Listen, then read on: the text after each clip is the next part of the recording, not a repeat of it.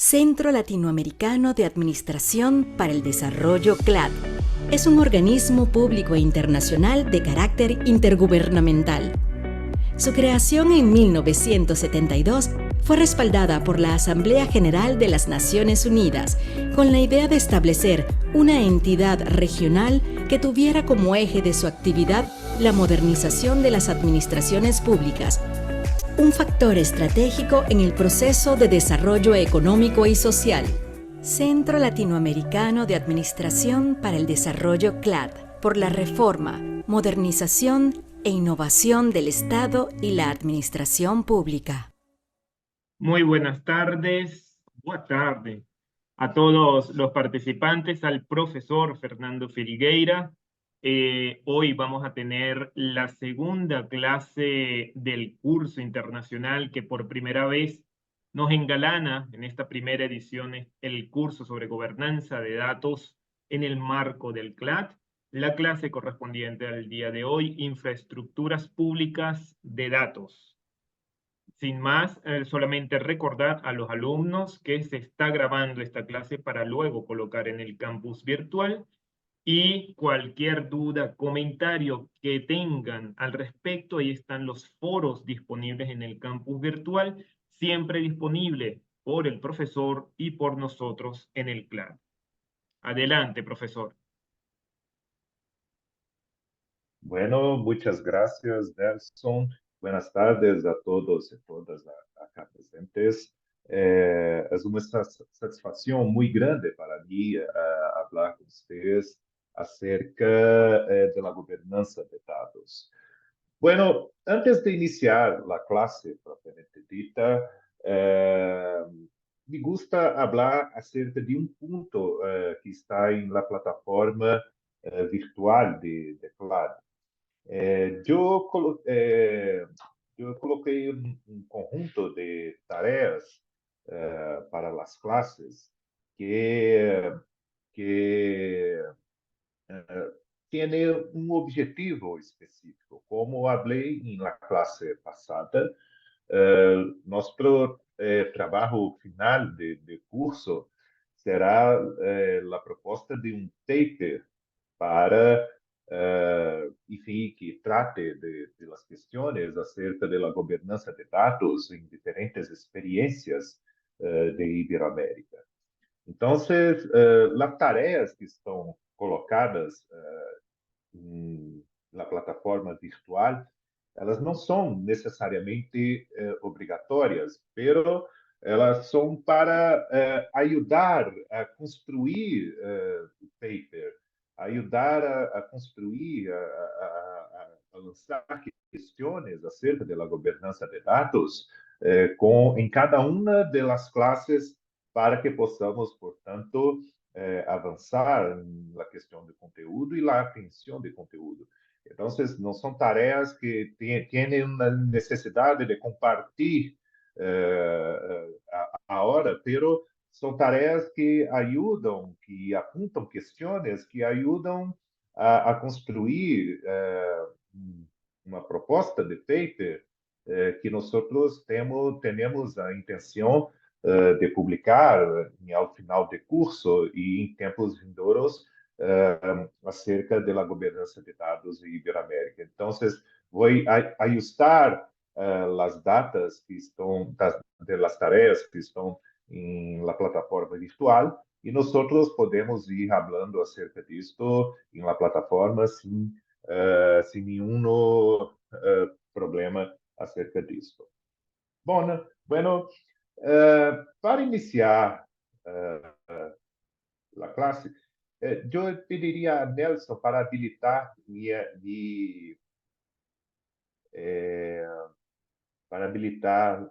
o compartimento de tela aqui por Zoom, porque o host da reunião não habilitou o screen sharing.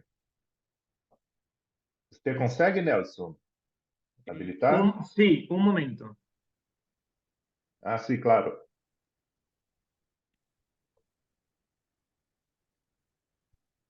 Ya está habilitado. Ah, está pronto. Sí, perfecto.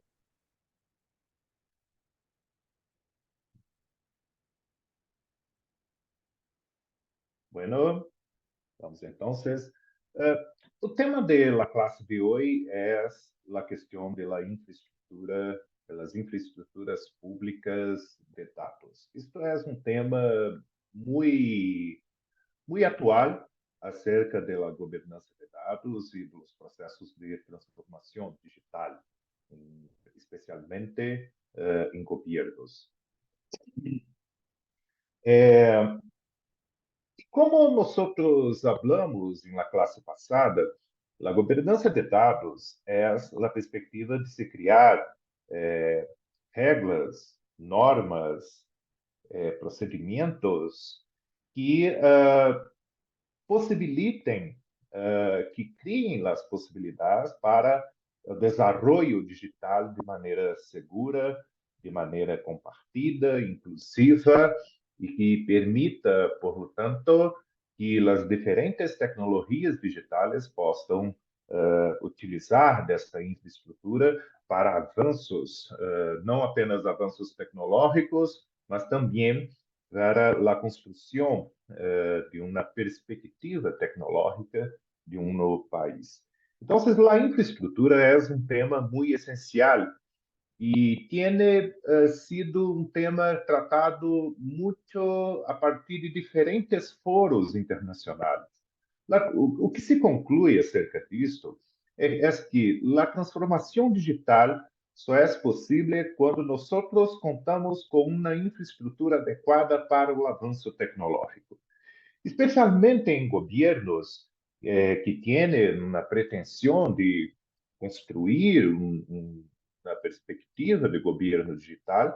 Os dados são os recursos essenciais para que nós possamos avançar em aparatos tecnológicos, em artifícios tecnológicos que possibilitem, portanto, a transformação digital compreendida como nós vimos na classe passada, numa perspectiva mais holística da administração pública, numa perspectiva mais efetiva e eficaz do uso de tecnologias para produzir, por lo tanto, mudanças, produzir cambios profundos em la estrutura do Estado. Então, a transformação digital ela coloca a questão dos dados como central para o desenvolvimento, tanto na perspectiva de pensarmos o desenvolvimento institucional de governos e, por lo tanto, pensar que a transformação digital é um tipo de reforma do Estado, é um tipo de reforma da administração pública, como nós também pensarmos a importância dos dados como um mecanismo de desenvolvimento e, em particular, desenvolvimento econômico.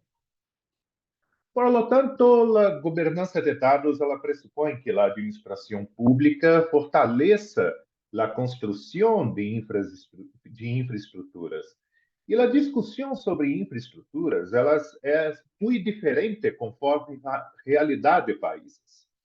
Por exemplo, se nós pensarmos em países de economia avançada, como Estados Unidos de América ou diferentes países da Europa Ocidental, esta é uma realidade que é muito diferente de outras experiências, como, por exemplo, em Ásia ou mesmo em América Latina. São diferentes por lo que já há uma trajetória de uma infraestrutura que é disponível para diferentes governos poderem avançar tanto na perspectiva de conectividade das pessoas, de acesso à banda ancha para a internet, como também a construção de repositórios de dados muito grandes, muito profundos, que são feitos em muitas parcerias, tanto com atores privados, como as grandes empresas de tecnologia, em particular de tecnologia digital, como também diferentes experiências, como alguns países que contam com governos que têm disponíveis grandes repositórios de dados. Então, a discussão de infraestrutura ela encontra um avanço e uma perspectiva hoje muito diferente que há alguns anos atrás. Então, por exemplo, na perspectiva de G20 ou da OCDE, ou do Banco Mundial, a perspectiva de construção de infraestruturas públicas de dados tem se tornado muito fundamental para o avanço, tanto do avanço e desenvolvimento econômico, como também o avanço e o desenvolvimento de governos, em particular, em uma perspectiva de governos digitais.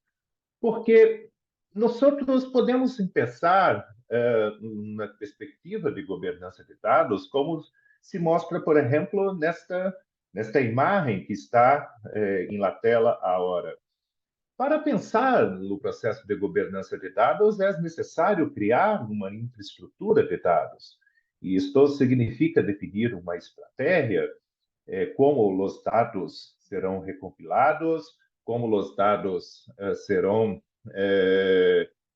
compartidos, como os dados serão analisados.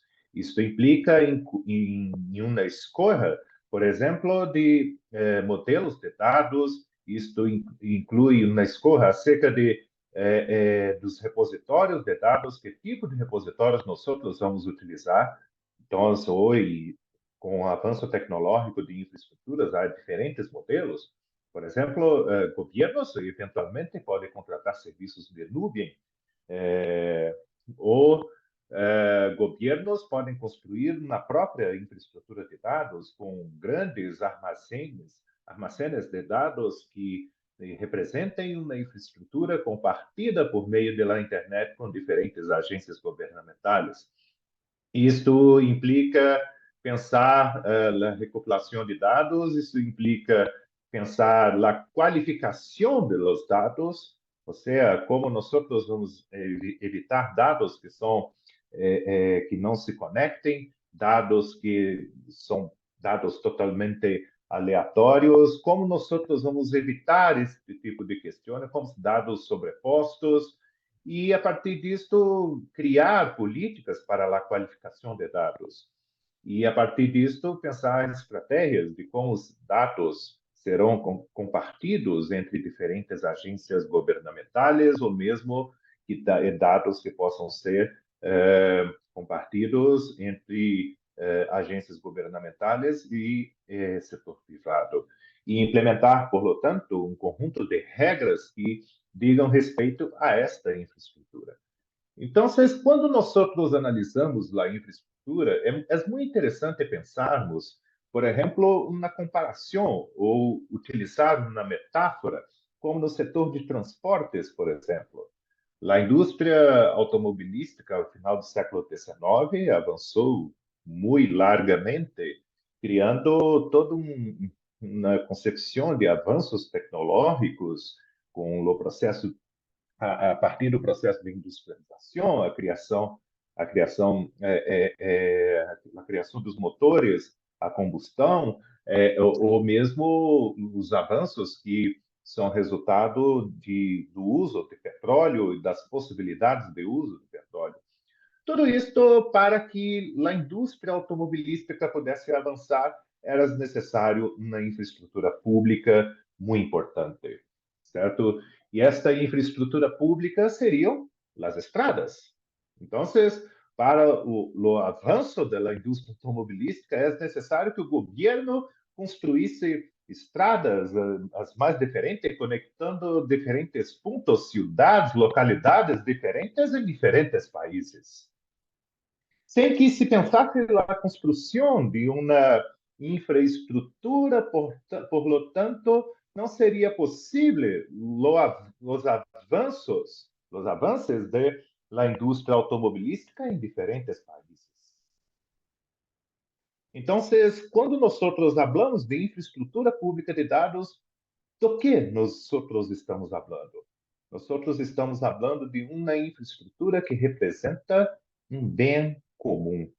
Nós estamos falando de uma infraestrutura que possibilita, que é um fator habilitante do avanço tecnológico.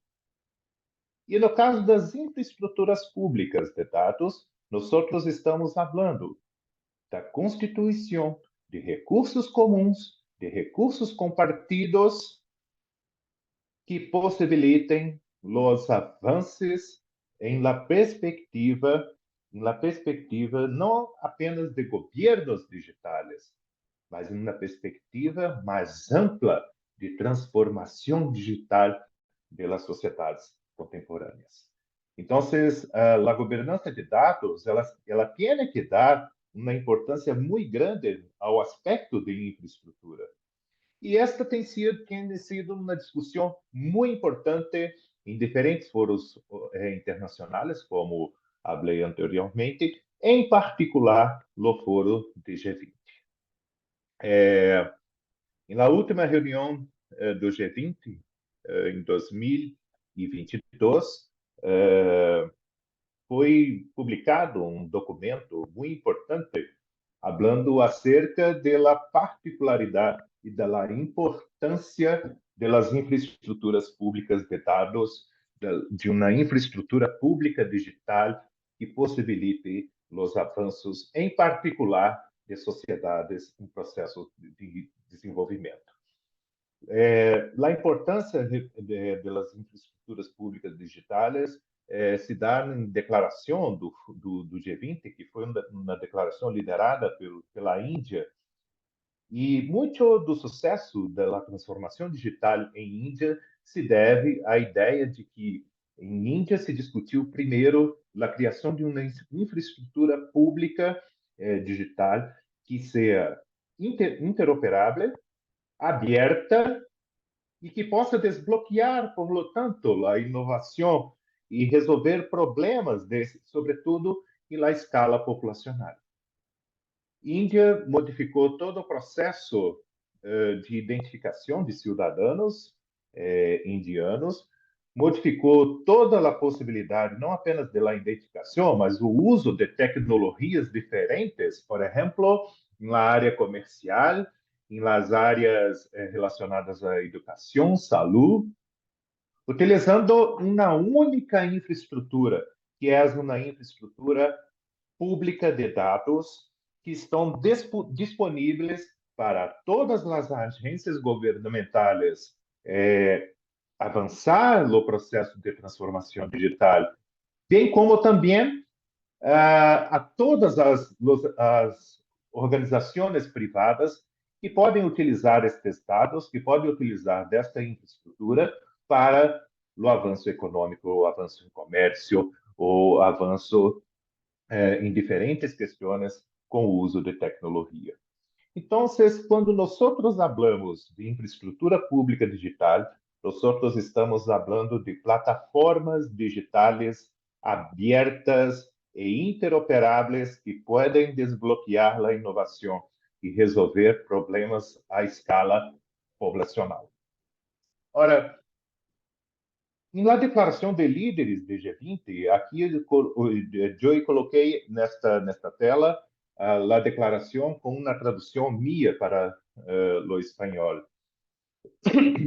Segundo a declaração sobre infraestruturas públicas digitais a partir do G20, que ocorreu em Nova Delhi, os líderes das 20 maiores economias colocam os seguintes termos: reconhecemos que uma infraestrutura pública digital segura, confiável, responsável e inclusiva, respetuosa de los derechos humanos, los dados personales, la privacidad y los derechos de propiedad intelectual puede fomentar la resiliencia y permitir la prestación de servicios y la innovación. Para ello, nosotros, bem-vindos ao marco do G20 para sistemas de infraestrutura pública digital, um marco voluntário e sugerido para o desenvolvimento, implementação e governança de DPI, ou seja, da infraestrutura pública digital. Bem-vindo ao plano da Índia para construir e manter um repositório global de infraestrutura pública digital, um repositório virtual de DPI, compartido voluntariamente por os membros do G20 e mais além. Tome nota da proposta da presidência índia de One Future Alliance, uma iniciativa voluntária destinada a desenvolver capacidades e brindar assistência técnica e apoio financeiro adequado para implementar as infraestruturas públicas digitais. Então, como foi para a indústria automobilística a construção de estradas durante final do siglo XIX e ao longo de todo o siglo XX, a criação de estradas representava a infraestrutura necessária para que diferentes países pudessem avançar, por exemplo, a indústria automobilística. As infraestruturas públicas digitais são essenciais para fazer um avanço do processo de transformação digital. Então, na perspectiva de G20, há aí uma questão muito importante acerca das questões de infraestrutura e acerca, sobretudo, de como fazer para avançar na transformação digital e, particularmente, me gusta a ideia de como possamos avançar na transformação digital de governos. Então, a declaração de líderes de G20 coloca o problema de modo muito claro.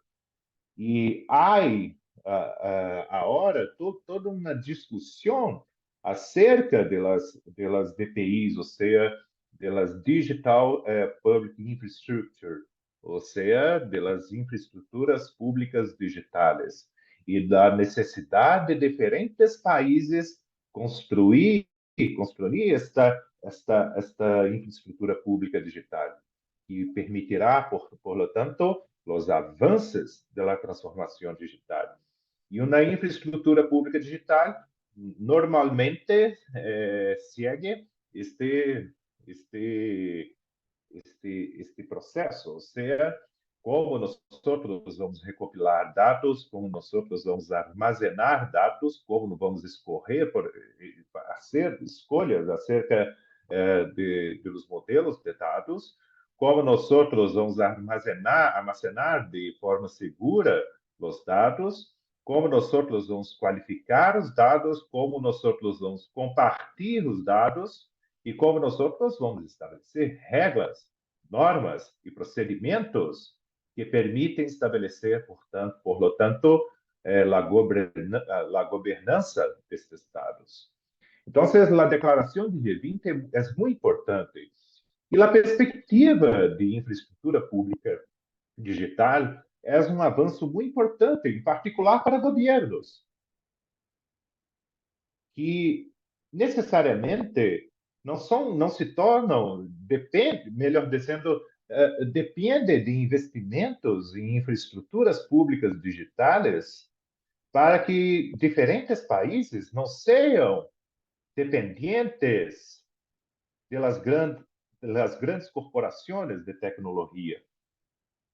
A contratação de sistemas de nuvem pode ser muito interessante para o desenvolvimento de um procedimento, de uma tecnologia importante. Pero isto cria uma relação de dependência muito forte de diferentes países com a perspectiva das corporações de tecnologia. Por lo tanto, a perspectiva de DPI debatida em Nova Delhi, no âmbito da reunião de G20, era uma perspectiva, sobretudo, de assegurar gradualmente que os diferentes países, especialmente os países em processo de desenvolvimento, puedan, por lo tanto, manter sua soberania digital. Isto é tema muito debatido nas áreas de tecnologia. O processo de transformação digital não é um processo linear e não é um processo simétrico. Muito ao contrário, a transformação digital é desigual, a transformação digital é dependente de tecnologias criadas por grandes corporações. A transformação digital ela é ela cria uma perspectiva de dependência de governos acerca das grandes corporações. Por lo tanto, uma perspectiva de infraestruturas públicas digitais é muito importante. E agora, o debate gira muito em torno da experiência de Índia. A Índia conseguiu um avanço muito importante em poucas décadas na questão da transformação digital, o uso da inteligência artificial, na perspectiva de cidades inteligentes, avanços em políticas públicas com apoio de diferentes ferramentas digitais, especialmente na área social. O governo de Índia conseguiu retirar cerca de 400 milhões de pessoas da extrema pobreza. Isto é, 2 vezes a população de Brasil. É muito impressionante. E como que o apoio de ferramentas digitais diversas mudar todo o sistema de identificação de cidadãos em Índia, uma população extremamente complexa, e com o apoio de diferentes ferramentas digitais, o uso e os investimentos em uma infraestrutura pública digital foram extremamente importantes, incluso para que a Índia mantenesse sua soberania nas questões digitais. A infraestrutura pública digital, por lo tanto, se descreve como um conjunto de sistemas digitais compartidos que devem ser seguros e interoperáveis, e podem construir-se sobre estándares e especificações abertos para entregar e proporcionar acesso equitativo a serviços públicos e ou privados, à escala social, e se regem por as leis aplicáveis, marcos e regras propícias para impulsar o desenvolvimento, a inclusão, a inovação, a confiança e a competência e respeitar os direitos humanos e as liberdades fundamentais. Por lo tanto, nós estamos falando da construção de uma infraestrutura. E como qualquer infraestrutura, nós estamos falando da construção de bens públicos. Nós estamos falando de uma perspectiva de bens comuns. Ora, sendo assim, nós estamos falando de uma grande plataforma pública que pueda impulsar os avanços tecnológicos. Isto é algo que, em minhas investigações, por exemplo, não consigo captar ainda uma perspectiva de infraestruturas públicas digitais em todos os países da América Latina. Tanto da América do Sul quanto da América Central. Esta perspectiva de DPI ainda não é presente. Certo? E nós estamos falando, portanto, quando nós falamos de infraestruturas públicas digitais, nós estamos falando de grandes plataformas que possibilitem grandes dados, que possibilitem dados acerca dos cidadãos, dados acerca de diferentes questões que podem ser essenciais para o desenvolvimento de uma determinada sociedade. Esta figura, ou esta ilustração, que é retirada do relatório de PNUD acerca de infraestruturas públicas digitais, é um bom exemplo de como, do que nós estamos falando quando falamos desta infraestrutura. Ou seja, a transformação digital se avança em diferentes setores. Por exemplo, no setor comercial, basta nós pensarmos, por exemplo, a importância de empresas de grandes plataformas, como o Mercado Livre, em América Latina, por exemplo, que funciona como um intermediário de diferentes transações comerciais. Me gusta comprar, não sei, talvez um livro ou um quadro de algum autor, alguma autora latino-americano, em Mercado Livre eu encontro. Então, quando nós pensamos em comércio digital, qual é a importância dos dados? Qual é a importância das plataformas? Quando nós falamos de educação digital, que pode ter diferentes aspectos para melhorar as políticas de educação com o uso de diferentes ferramentas digitais, como, por exemplo, o uso de inteligência artificial para correção de pruebas, para a aplicação de exercícios, para a construção de tarefas, para otimizar, portanto, a atividade de professores e de mestres e mestras em diferentes classes, em diferentes países, em diferentes realidades. Os avanços que há agora acerca da saúde digital, tanto do ponto de vista de clínica, quanto o uso de robótica para a operação em diferentes partes do corpo, ou o avanço em serviços financeiros digitais, por exemplo, o avanço de fintechs, como o caso de Nubank, de Colômbia, que é muito importante, um exemplo de como o uso de dados pode criar serviços financeiros totalmente inovadores, com uma rentabilidade, uma confiança bastante importante. Ou a aplicação de tecnologias digitais para enfrentamento dos cambios climáticos, ou o desenvolvimento de cidades inteligentes, ou a aplicação em indústria. Tudo isto demanda na infraestrutura apropriada, tanto do ponto de vista da conectividade, dos canais de serviços, como do uso extensivo de diferentes hardwares, como smartphones, desktops, para o avanço da transformação digital.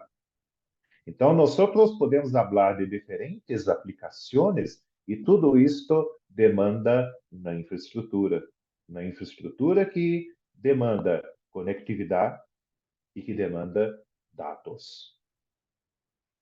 Na dimensão de dados, é muito importante, por exemplo, pensarmos na possibilidade de identificação de cidadãos, coisas que somente os governos podem fazer. Os sistemas de pagamentos digitais, em diferentes experiências, em México, Brasil, Honduras, Colômbia, Argentina. Nós temos agora sistemas de pagamentos digitais totalmente gratuitos, disponíveis para todos os cidadãos. Pensar na perspectiva do consenso dos cidadãos para o compartimento de dados e outros programas emergentes são coisas que só governos podem fazer.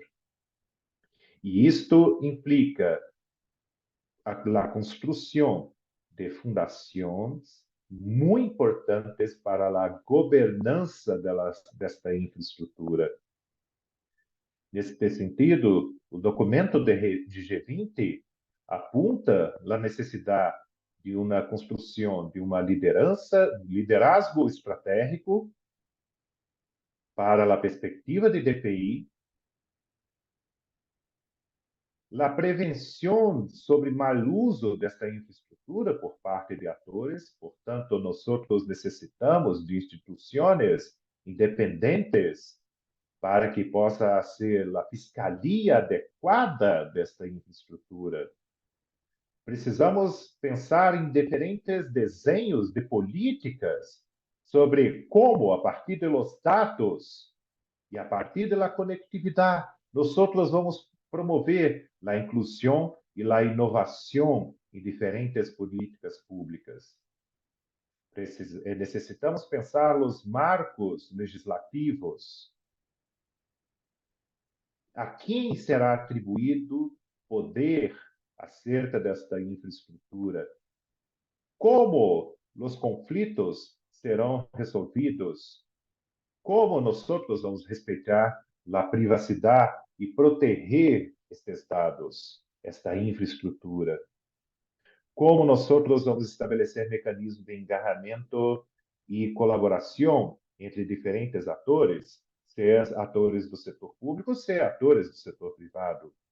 E como nós vamos estabelecer expertise técnica para lidar com os diferentes problemas desta infraestrutura? Hablar de infraestruturas públicas necessita falar necessariamente de diferentes mecanismos de governança que estabeleçam, portanto, formas de controle, políticas para a crescente inclusão da cidadania no mundo digital, marcos legislativos adequados para lidar com diferentes problemas e uma colaboração crescente de governos e estabelecimento de estratégias e um liderazgo político, administrativo e institucional para construir políticas de longo termo para a questão de infraestrutura pública digital. Os dados estão inclusos nesta infraestrutura. Os dados são mecanismos que representam uma determinada realidade. E o ponto principal, portanto, da governança de dados é como governar esta infraestrutura, como criar esta infraestrutura. Criar uma infraestrutura que implique a possibilidade de uso comum por parte de governos, indústrias, serviços, sociedade civil e diversas organizações do setor público e privado. A comunalidade dos dados, o caráter comum dos dados é uma perspectiva muito importante para a governança de dados e para a criação desta infraestrutura. E nós precisamos estar atentos a isto. Nós estamos partindo que, como qualquer infraestrutura, a infraestrutura de dados será um recurso compartido para a sociedade, que permita a transformação digital dos serviços, o desenvolvimento industrial, as políticas públicas basadas em dados, o desenvolvimento de inteligência artificial e todo um conjunto de outras tecnologias emergentes, como blockchain, como internet das coisas, como cidades inteligentes. Tudo isto nós necessitamos de uma infraestrutura. Me gusta a ideia de pensarmos este paralelo com a indústria automobilística. Ou seja, para que a indústria automobilística avançasse, para que aquela sociedade industrial avançasse, era necessário uma infraestrutura comum, infraestruturas comuns de estradas dentro de um determinado país. Hoje, com a questão da transformação digital, este mesmo paralelo é implicado. Nós necessitamos uma infraestrutura pública que seja, por lo tanto, um bem comum, um bem compartido, criado pelos governos para que possa fazer avançar a transformação digital e pensar, portanto, na sociedade digital. Pensar, portanto, um mundo digital. E criar infraestruturas públicas de dados não é algo trivial. A primeira questão: nós necessitamos falar de infraestruturas que sejam funcionais e interoperáveis. Isto não é um desafio trivial. Requer cooperação, alinhação entre os generadores de dados, os proprietários de arquivos. Os passos, os objetivos para se criar uma infraestrutura pública de dados são estes aqui. Estabelecer procedimentos para a geração de dados. Como nós vamos recolectar dados? Nós podemos utilizar dados públicos, nós podemos utilizar dados de registros públicos dos cidadãos, nós podemos recopilar dados a partir de raspagens de dados na internet, nas redes sociais, por exemplo, ou em sistemas de comércio eletrônico. Como quais são os procedimentos legítimos para generarmos dados? Estabelecer um formato de dados e estándares de dados, isto é fundamental. Não adianta um governo e diferentes agências governamentais criar tecnologias que não sejam interoperáveis, que têm padrões de dados muito diferentes, que não conversam entre si, que não permitem estabelecer um enlace entre esses diferentes dados. Por isso que, em modelo de DPI discutido em G20, esta questão da identidade digital é muito importante. Por exemplo, eu, Fernando, sou brasileiro, tenho meu registro público em governo e tenho os direitos que isto implica, certo? Mas eu sou consumidor de energia elétrica, eu sou um consumidor de água, que é mantenido por uma empresa aqui em Brasília. Eu sou consumidor de internet, por lo tanto, estamos acá nesta plataforma, falando sobre isso agora. Eu sou um consumidor de livros, eu pago um sistema de segurança privada para a minha saúde, eu estabeleço, meus filhos estão matriculados em escolas, eu sou professor. Tudo isto são atividades que generam dados acerca de minha pessoa. Mas para que estes dados possam ser ligados à minha persona, nós necessitamos de um padrão comum, de uma identificação comum, de estándares que permitam, portanto, que estes dados estabeleçam algum enlace. Que esses dados estejam, por lo tanto, enlaçados uns a outros, que permitam na compreensão mais complexa, por exemplo, acerca de quem é Fernando. Estabelecer os formatos de dados é muito essencial. Então, nós não estamos falando de transformação digital quando diferentes agências governamentais criam tecnologias, criam padrões de dados diferentes que não conseguem conversar entre si. Como nós vamos avançar numa determinada política pública, por exemplo, em uma agência governamental, se nós temos alguns dados, precisamos de dados de outra agência para que possamos automatizar aquela política ou criar uma plataforma de serviço, quando os dados dessas duas agências não conversam entre si, não são interoperáveis. Por lo tanto, é necessário criar estándares comuns, é necessário criar um formato de dados comum para que nós possamos começar os avanços da transformação digital. Da mesma forma, criar uma infraestrutura significa pensarmos em metadados. Ou seja, pensarmos na identificação desses dados e na documentação desses dados. Procedimentos que, por lo tanto, permitam estabelecer sobre que dados estamos falando e em que condições. Da mesma forma, precisamos procedimentos de preparação, limpeza e ingesta de dados. Ou seja, dados sobre mim, por exemplo, devem ter milhares de dados sobre mim aqui no Brasil. Diferentes agências governamentais ou não governamentais recoletando dados acerca de minha persona.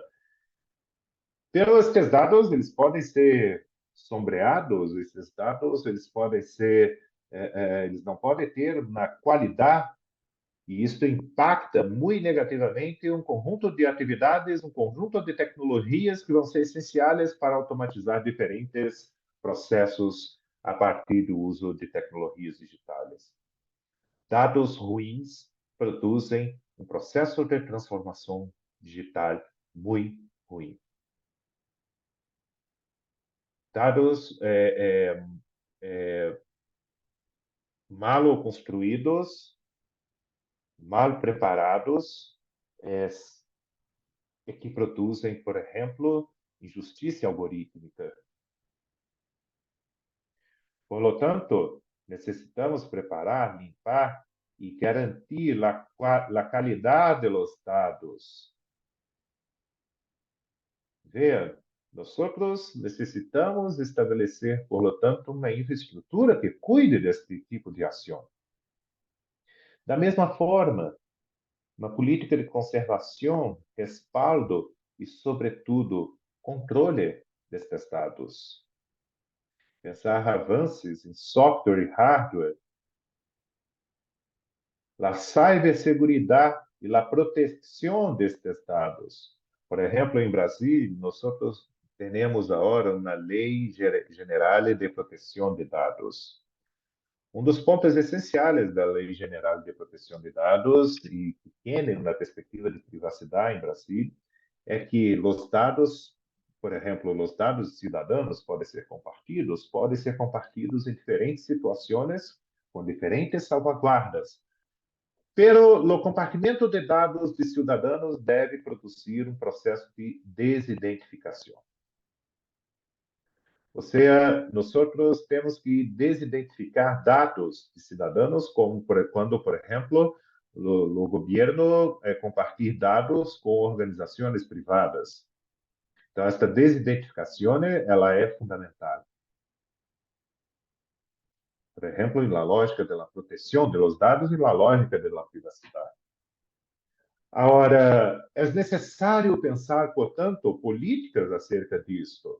Pensar nos marcos legislativos adequados para lidar com esse tipo de questão. Da mesma forma, nós precisamos pensar acerca das políticas de acesso, licença, uso, reutilização, privacidade e ética.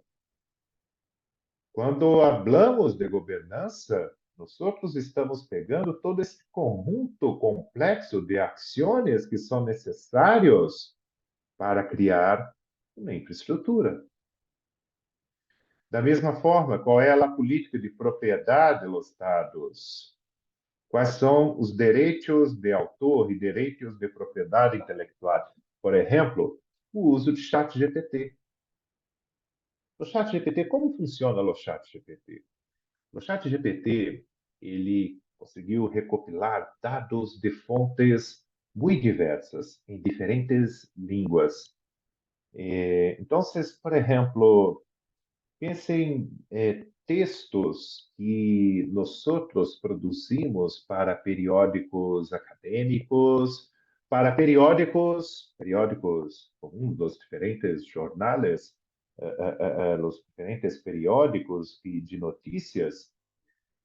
Nós produzimos textos legais, nós produzimos textos em blogs, por exemplo, em las redes sociais como Twitter, Facebook, LinkedIn, enfim, né?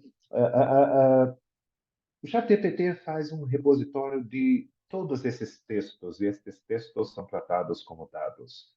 O avanço tecnológico das inteligências artificiais generativas implica a utilização de tokens. Então, o sistema é capaz de calcular qual é a ordem das palavras. Por isso que ele consegue generar texto. Então, se eu hablo, por exemplo, com o ChatGPT, eu vou fazer um texto acerca de inteligência artificial em governos. Olhando o exemplo de vários textos publicados em periódicos acadêmicos, periódicos científicos, periódicos de notícias, em blogs, em relatórios, em reportes, olhando para todos esses textos, pegando esta exemplaridade, o sistema consegue aprender os vetores do uso de palavras e consegue, portanto, escrever um texto a partir disso. No New York Times, que é um periódico de Nova York, Estados Unidos, entrou com uma ação judicial contra a OpenAI, porque o ChatGPT utilizava diferentes artigos publicados em New York Times. Aliás, utilizava todos os artículos publicados em New York Times sobre diferentes temas, sobre a política, a sociedade, a cultura, enfim. Então, isso tem uma implicação de direitos de propriedade intelectual, que neste caso era do jornal New York Times. E a OpenAI utiliza esses textos que eram publicados em New York Times como uma série de dados para treinar o sistema de ChatGPT.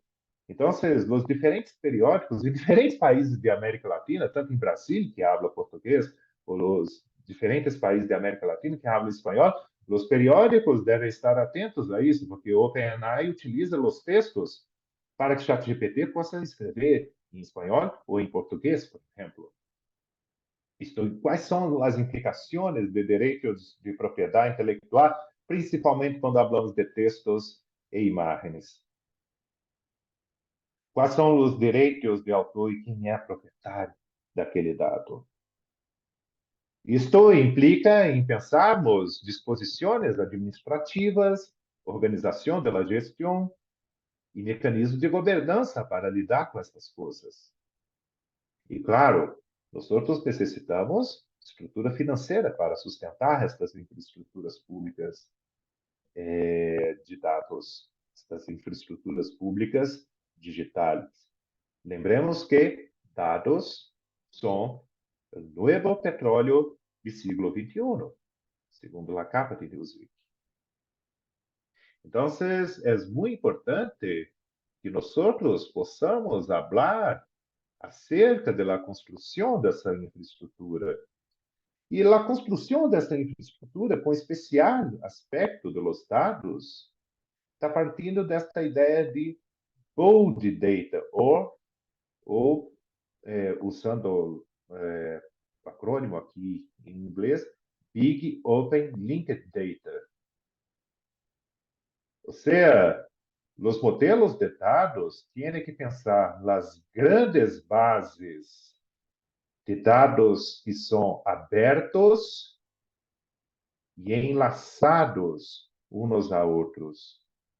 Os macrodados suelen equivaler a aplastar um grande conjunto de dados que sejam consolidados e ainda assim podem seguir sendo proprietários. Pensar nas infraestruturas de dados significa pensar no avanço de bold data. Os dados abertos, por lo tanto, são fundamentais, mas estes dados necessitam ser vinculados, enlaçados, conectar, por lo tanto, infraestruturas legíveis por máquinas, dados que podem ser consultados semanticamente, criar grandes semânticas de dados. Vamos lembrar da classe passada, dados, em alguma forma, representam uma espécie de realidade, que, quando recolectados, podem construir análises, interpretações e diferentes usos a partir de diferentes tecnologias. O avanço de governança de dados, por lo tanto, atualmente se dá em uma estruturação da semântica dos dados, que facilita, por lo tanto, seu uso através da interoperabilidade e a conexão permanente através da recolecção, principalmente em internet. Gobiernos podem ser, por lo tanto, grandes repositórios de registros públicos de diferentes transações entre cidadãos. Gobiernos são um dos grandes recolectores de dados na sociedade. Por lo tanto, os gobiernos tienen a responsabilidade, se querem avançar os processos de transformação digital, de la construção de la interoperabilidade e de la semântica destes dados, construir metadados sólidos que permitem, por lo tanto, a vinculação crescente destes dados. Por exemplo, vincular mis dados acerca de mi salud com os dados acerca da educação de meus hijos, por exemplo, vincular os dados de minhas transações financeiras ou daquilo que das minhas transações comerciais mais amplas. Então, nós precisamos pensar esta vinculação de dados com os cidadãos e proporcionar, por lo tanto, o avanço de uma infraestrutura que esteja disponível tanto para os governos como para a indústria, a medicina, as escolas, as universidades, e permitir avanços, por lo tanto, em uma sociedade digital, o avanço profundo do processo de transformação digital. Ora,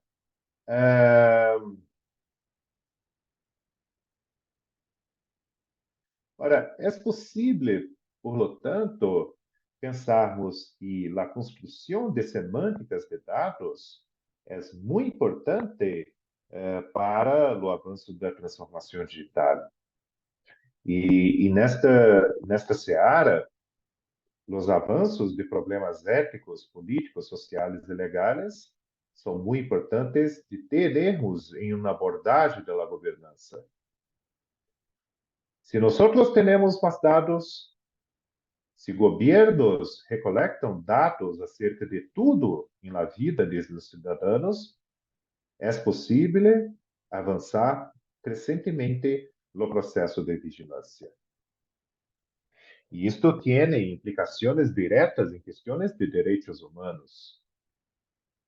Por lo tanto, um tema importante para a governança é a criação de um marco ético adequado para a governança de dados. Da mesma forma, isto tem impactos em problemas de privacidade. Eu estou falando agora que os dados acerca de Fernando devem estar enlaçados, vinculados em diferentes áreas, em diferentes transações que Fernando faz. Pero é necessário um marco de proteção de minha privacidade neste contexto. Da mesma forma, a segurança dos dados, os problemas de cibersegurança, ciberseguridade, tendem a avançar muito profundamente nos próximos anos. Os avanços tecnológicos são muito importantes, pero é necessário pensar também na questão de segurança dos dados.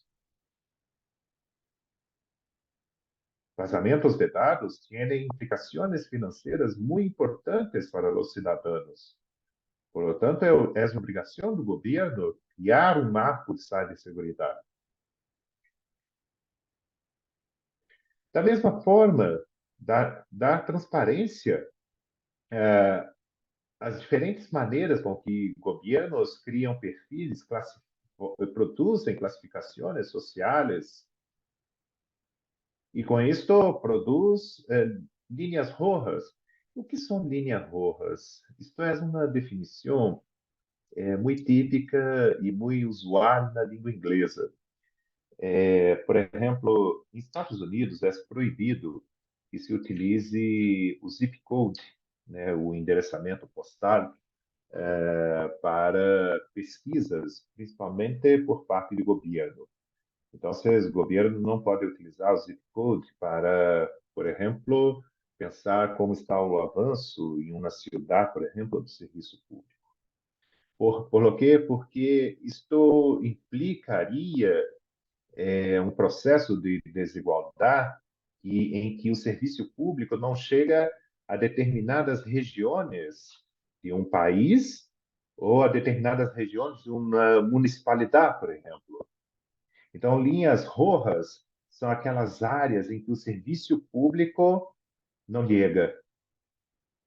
Ou seja, quando se produz perfis a partir de dados, classificações sociais, é um perigo que alguns serviços públicos não cheguem a determinadas regiões, a determinadas localidades, produzindo, portanto, linhas rojas. Um outro problema: como dados podem ser reutilizados? Quais são os usos secundários? Como se estabelece o controle de fluxo e governança antecipada? Ou simplesmente bloqueios tecnológicos? Como nós podemos criar uma infraestrutura não apenas interoperável, mas que seja também resiliente, que tenha as proteções necessárias, tiene proteções necessárias para que os dados sejam seguros e que os dados, por lo tanto, tenham um uso capacitado para resolver, de fato, diferentes problemas.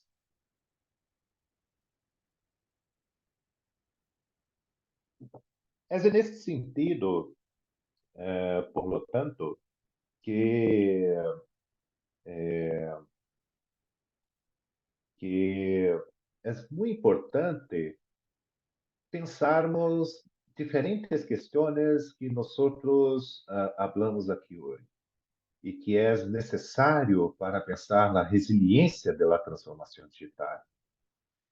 Nós temos hablado muito nos últimos anos em uma revolução dos dados, a revolução dos macrodados. E nós utilizamos dados, temos dados sobre tudo hoje. E é muito interessante que agora nós não conseguimos outra maneira de pensar a reunião, por exemplo, de dados e inteligência artificial. O curso de Juan Inácio, criado, por exemplo, sobre a governança de inteligência artificial, com certeza abordou esta questão. Mas a presença dos dados sobretudo, em diferentes atividades humanas hoje. E na ciência, por exemplo, nós não conseguimos fazer avanços em ciência, em qualquer das ciências, a física, a química, a biomedicina, a medicina, as engenharias, a ciência da computação, se nós não temos dados. Dados, como aqui nesta figura se coloca, é uma representação da realidade. É uma forma como construímos e conhecemos a realidade. Pero é muito importante termos em conta que esta revolução agora se hace também na sociedade, se hace também nos governos. Os governos são crescentes usuários de dados que ele mesmo produz acerca de diferentes transações hechas por parte dos cidadãos. Os avanços, por exemplo, da indústria financeira, é muito importante termos em conta como que a centralidade dos dados é fundamental para o avanço de serviços financeiros disruptivos, como, por exemplo, Nubank de Colômbia, ou empresas de seguridade que hoje investem muitos recursos por ejemplo, en la creación de infraestructuras propias de datos. Los avances de políticas públicas se hacen con datos. Políticas públicas são mais efetivas quando o processo decisório e quando o processo de implementação se faz sustenido em dados. Ora, a revolução dos dados, por lo tanto, implica a forma como conhecemos a realidade e atuamos nela. Significa, por exemplo, replantear a maneira como se governa uma sociedade, como se governa as pessoas, como se governa os serviços públicos. E neste sentido, por lo tanto, as mudanças disruptivas que surgem dependem dos dados. Os dados são os recursos essenciais para a transformação digital. É neste sentido que, se, por exemplo, o petróleo foi essencial para o avanço da indústria automobilística com os motores a combustão, isto demandou de governos criar uma infraestrutura, como as estradas, por exemplo, para que estes automóveis se deslocassem, e isto teve implicações isto teve implicações sociais muito diversas. Mudanças na forma como nós nos deslocamos de uma localidade a outra, mudanças em comércio, mudanças em las comunicações. Aquela sociedade industrial do século XX dependia do petróleo como recurso e de uma infraestrutura pública que proporcionasse todo este conjunto de avanços sociais que caracterizou, por exemplo, o século XX. Agora, em século XXI, nós temos uma nova revolução, que é a revolução dos dados e das tecnologias digitais, ou a revolução digital, se quiserem. E agora transformamos a maneira como governamos, transformamos as organizações, transformamos nossas práticas de comunicação, cambiamos a maneira como hacemos comércio, agora é o comércio eletrônico, cambiamos a maneira como precificamos diferentes serviços para a sociedade. Tudo isto dependente de dados. Mas os dados só se tornam disponíveis quando nós temos uma infraestrutura adequada para isso. É neste sentido, por lo tanto, que pensar acerca de uma infraestrutura pública é marco muito importante na governança de dados e no processo de transformação digital. E aspecto essencial sobre isto é a questão da soberania digital. Se, como estava fazendo como metáfora, uma comparação com o século XX, uma sociedade industrial, com o século XXI, uma sociedade digital, nós precisamos pensar acerca de infraestruturas muito diferentes nesse aspecto. Então, isto tem diferentes desafios. Então, por exemplo, em países que são unitários, isto pode ser um pouquinho mais fácil. Em países federativos, como Brasil e Argentina e México, por exemplo, isto já é um pouco mais difícil. Requer processos de cooperação, colaboração sistêmica entre diferentes atores.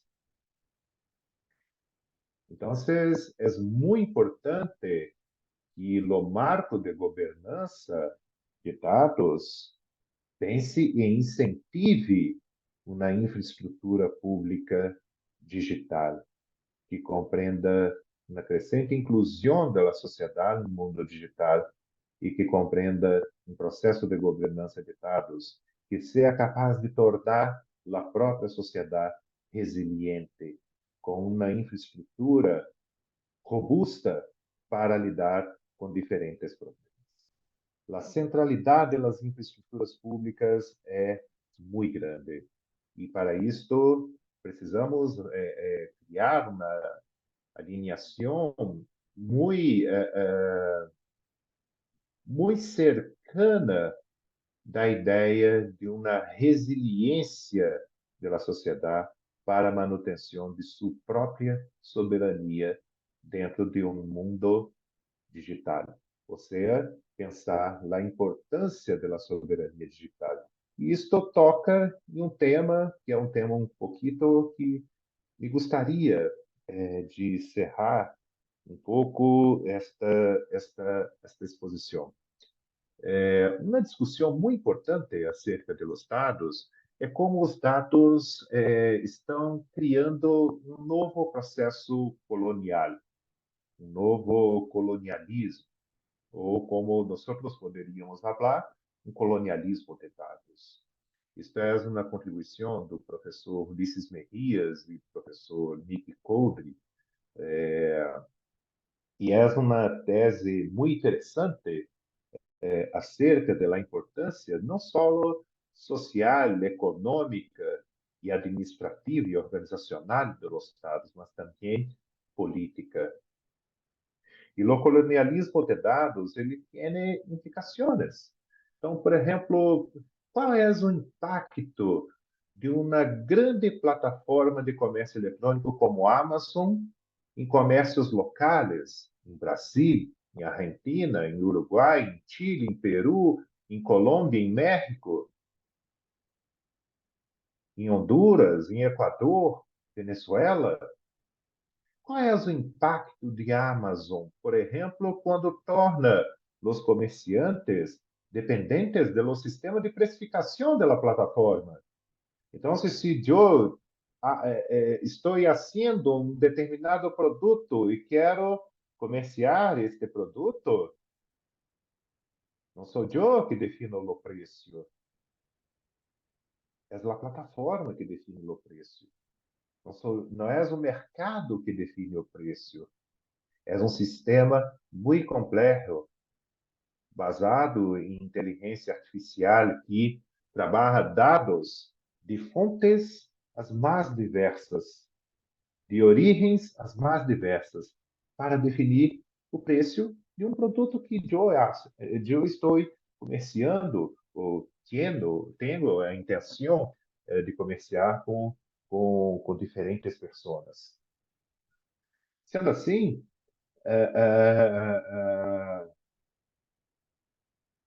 pequenos comerciantes hoje são muito dependentes de plataformas, como, por exemplo, as plataformas, a plataforma de Amazon. Eu não sei como é a experiência da América Latina, mas em Brasil, por exemplo, os preços mais atrativos de livros em Amazon está terminando com diferentes livrarias em diferentes cidades do Brasil. Nós gradativamente cambiamos para um comércio de livros que é feito e intermediado por uma plataforma como a Amazon. E não é possível para qualquer dono de uma livraria em Brasil concorrer com os preços de Amazon. As editoras também são dependentes de precificação de Amazon. Tudo basado em um algoritmo altamente complexo, opaco, e que tem implicações diretas para pequenos comerciantes em diferentes países. E como se dá o fluxo de dados acerca disso? Como nós mantemos a soberania digital neste contexto? Sem que nós tenhamos uma infraestrutura robusta e sólida para enfrentar os diferentes problemas. Então, este tema é muito importante para nós, porque tem diversas implicações, em particular, implicações econômicas, sociais, culturais e também políticas, certo? Políticas que agora são muito importantes de ser debatidas. Tudo isso está em construção. Não pensem que países desenvolvidos têm uma posição muito privilegiada em torno disso. Não têm. Não têm. Mesmo países europeus da Europa Ocidental não têm uma posição privilegiada sobre isso. Isto tudo está em construção. A perspectiva de infraestrutura pública digital é algo em construção. Fiz questão de citar o exemplo de Índia, porque Índia tem feito avanços muito rápidos, muito sustentáveis, muito robustos acerca disso.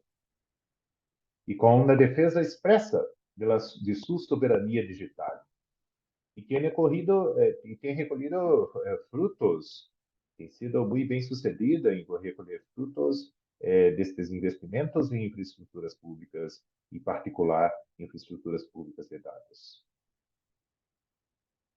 Então, creio que este é um tema muito importante para a América Latina como um todo, para a Iberoamérica como um todo, e que nós precisamos estar atentos para manter a soberania digital.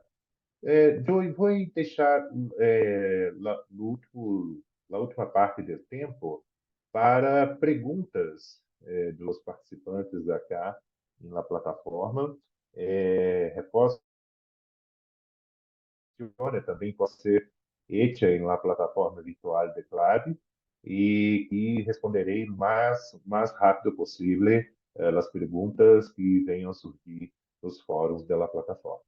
Muitas graças a todos e todas. Estou aberto agora para perguntas e questões acerca da classe de hoje. Bueno, Muchísimas estoy viendo gracias. aquí. Gracias, Nelson. Si quieres, te voy indicando, leyendo algunas preguntas que han hecho en el chat. Perfeito. Vale, recordamos a los alumnos colocar al ingresar al Zoom, por favor, nombre y apellido para poder identificarlos ya para las siguientes sesiones. Vázquez N indica: este desarrollo que nos presenta el profesor me parece que ofrece tanto buenas perspectivas sobre las posibilidades que ofrece el enfoque, como grandes riesgos y restricciones.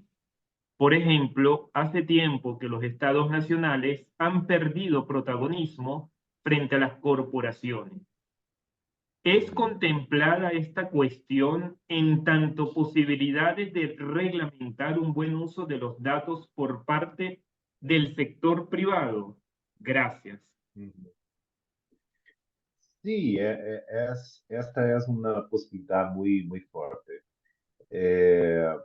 Por ejemplo, nosotros podemos citar diferentes casos y hay diferentes perspectivas acerca dessas restrições, por exemplo, que estados nacionais têm proporcionado frente ao enorme poder das grandes corporações. É muito curioso e eu penso que deixa eu ver se eu consigo achar aqui na internet.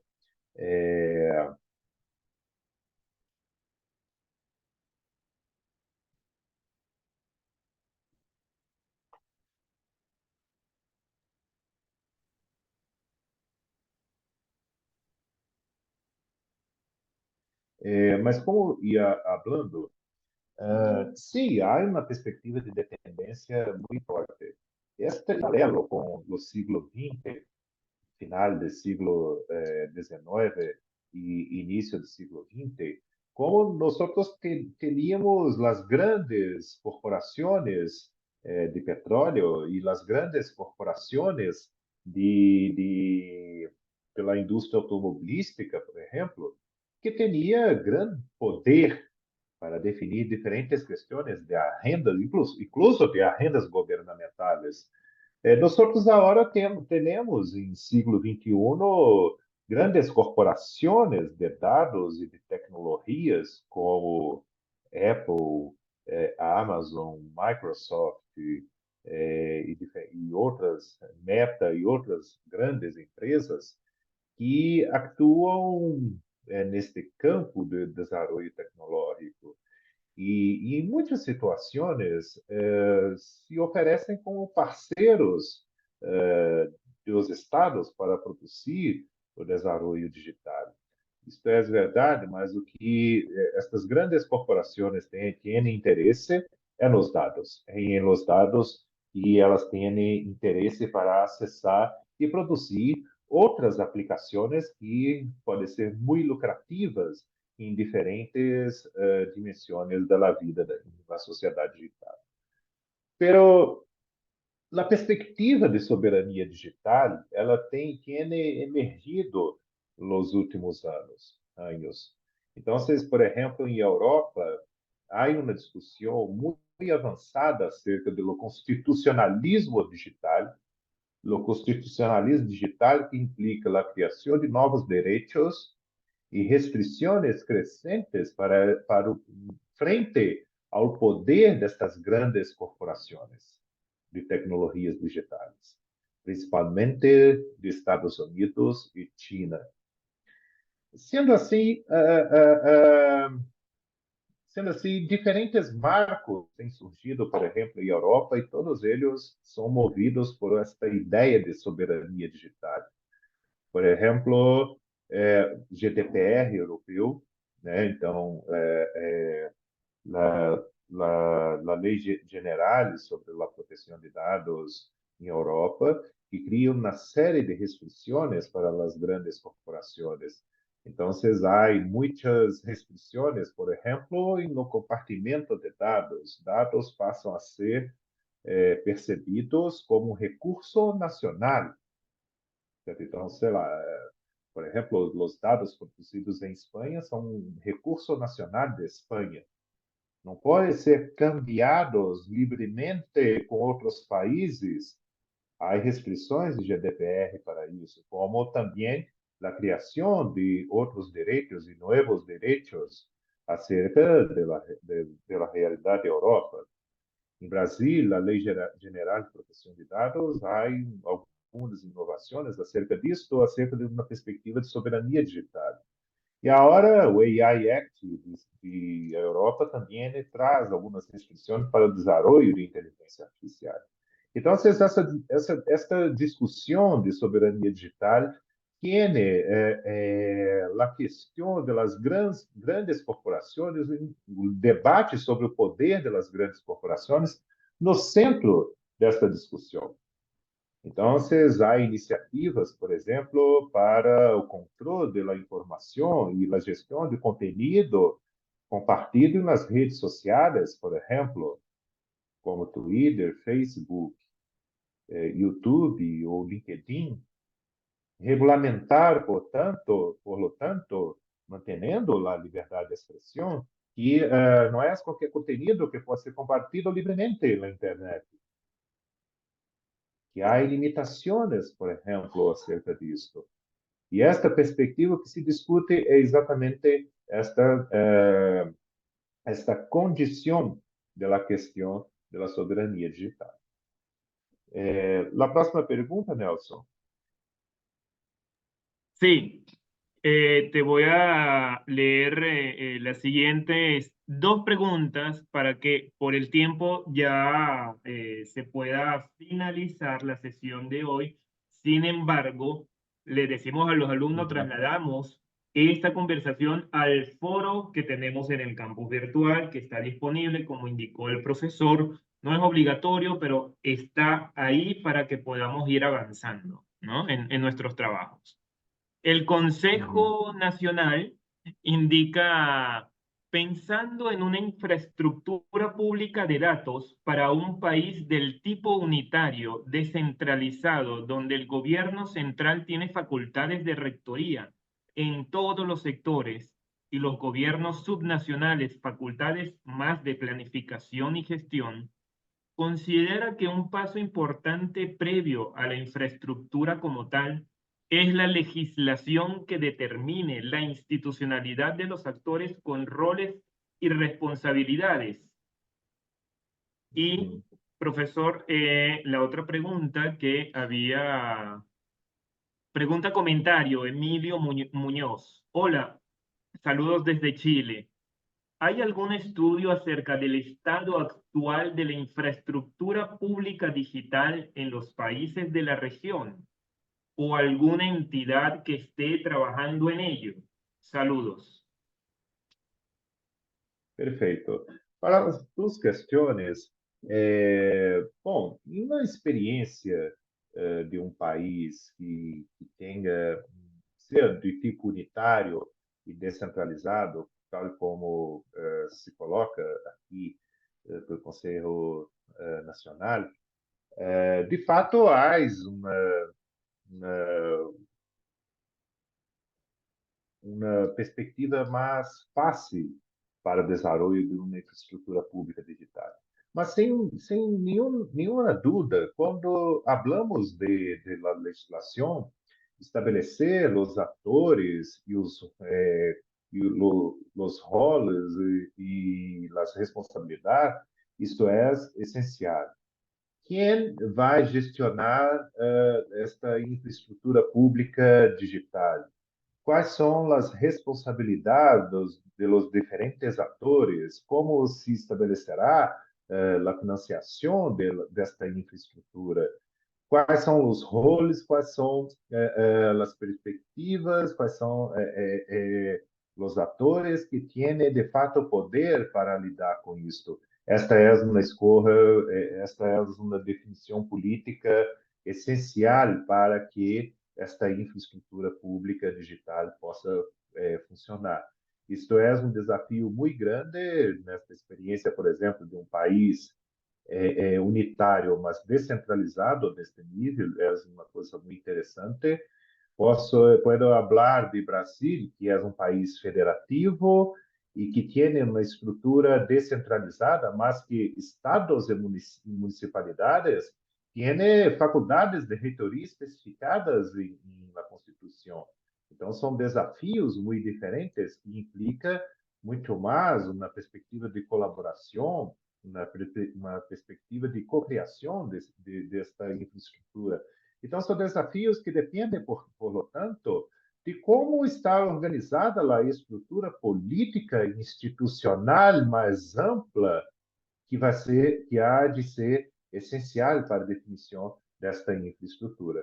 Então, sim, isto é uma variável muito importante e deve estar contida nesta institucionalidade. E acerca da pergunta desde Chile, eu vou publicar um artigo em revista Deoclar, agora que eu empecei um estudo acerca desta questão da infraestrutura e da dependência.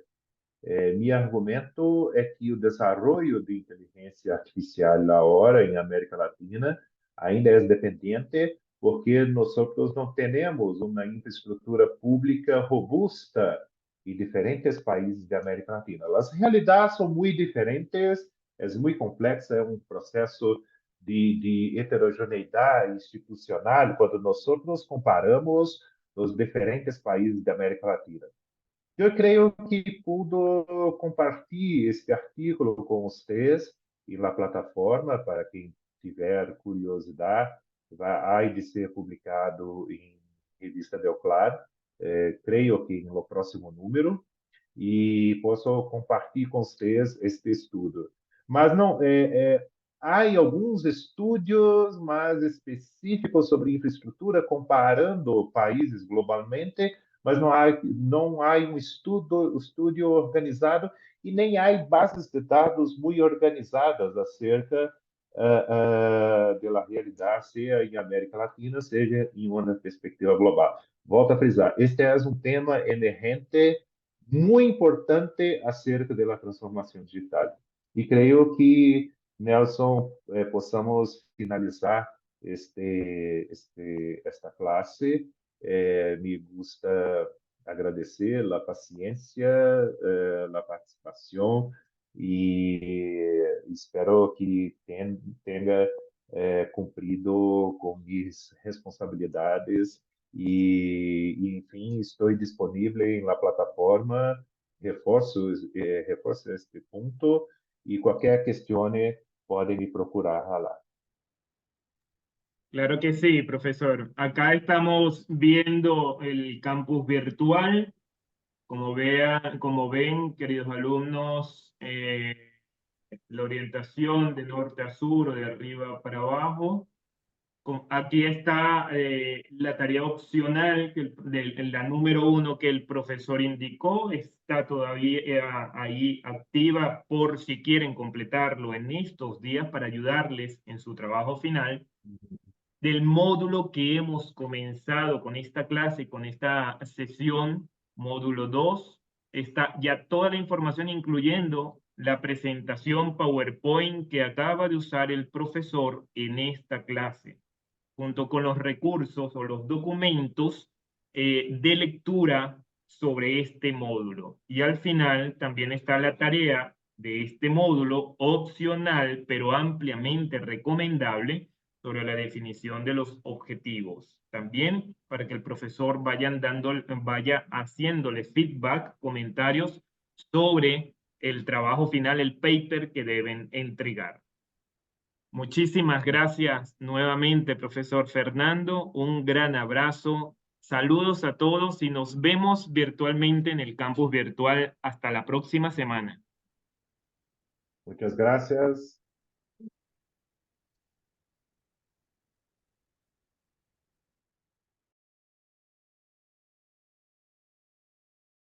Centro Latinoamericano de Administración para el Desarrollo CLAD es un organismo público e internacional de carácter intergubernamental. Su creación en 1972 fue respaldada por la Asamblea General de las Naciones Unidas con la idea de establecer una entidad regional que tuviera como eje de su actividad la modernización de las administraciones públicas, un factor estratégico en el proceso de desarrollo económico y social. Centro Latinoamericano de Administración para el Desarrollo CLAD, por la reforma, modernización e innovación del Estado y la administración pública.